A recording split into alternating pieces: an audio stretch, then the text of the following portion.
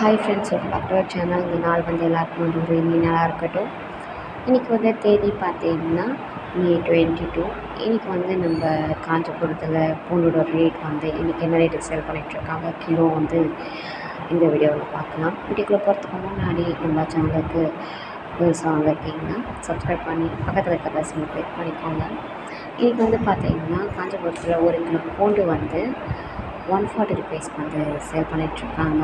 Like பண்ணுங்கள், comment பண்ணுங்கள், share பண்ணுங்கள்.